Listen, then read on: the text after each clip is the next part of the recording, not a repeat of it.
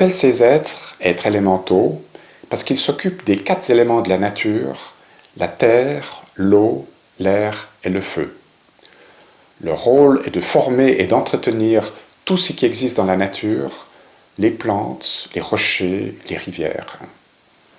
Mais plus précisément, qui sont-ils?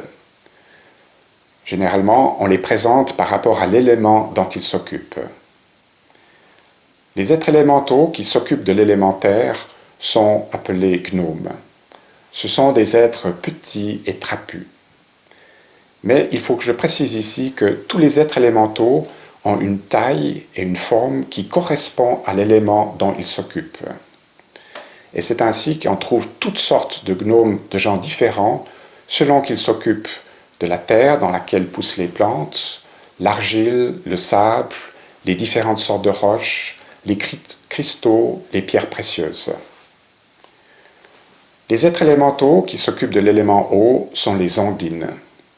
Ce sont ces êtres que l'on représente avec la partie inférieure comme une queue de poisson et la partie supérieure avec une forme humaine. Les ondines sont aussi de genre de toutes sortes de variétés, selon ce qu'elles s'occupent des sources, des ruisseaux, des rivières, des lacs, des étangs ou de la mer. L'élément air est pris en charge par les sylphes, qui sont des êtres légers, aériens, avec des ailes. Ils s'occupent des petites brises, des vents, des tempêtes, des cyclones, des tornades et des zones de haute et basse pression. Font également partie des êtres aériens, les elfes, qui s'occupent de la croissance des plantes et des fleurs. L'élément feu est régi par les salamandres, qui sont des petits êtres habillés d'habits colorés, rouge, jaune, orange, et qui, en dansant, animent les feux.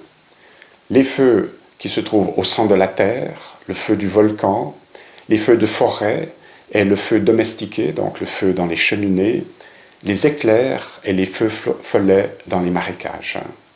Tous ces êtres que je viens de présenter sont connus pour être de petite taille et c'est pour ça qu'on parle du petit peuple à leur sujet. Mais comme je l'ai signalé au départ, la taille des êtres élémentaux dépend de ce dont ils s'occupent. Et s'il est normal qu'un elfe qui s'occupe d'une violette ait de petites dimensions, un elfe qui s'occupe d'un arbre comme un peuplier qui fait 30 mètres de haut est beaucoup plus grand. Et des êtres élémentaux qui s'occupent de montagnes sont de dimensions encore plus grandes et on parlera de géants. Les êtres élémentaux travaillent avec soin et application, mais ils ne sont pas omniscients. Et au-dessus d'un groupe d'êtres élémentaux qui travaillent, par exemple des gnomes qui travaillent la formation de roches, se trouve un être plus élevé qui a une vision plus large des choses et plus de connaissances et qui les dirige et les guide. Mais ce guide lui-même a quelqu'un au-dessus de lui qui le guide et ainsi de suite tout au long d'une hiérarchie au sommet duquel ne se trouve pas un être mais un groupe d'une douzaine d'êtres dont la puissance et la sagesse dépassaient tous les autres et qui pour cette raison étaient vénérés dans l'Antiquité comme des dieux.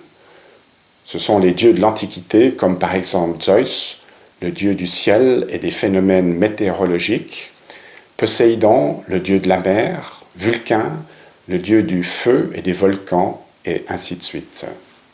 Bien qu'invisibles, tous ces êtres élémentaux existent, ils contribuent à la formation et l'entretien de la nature.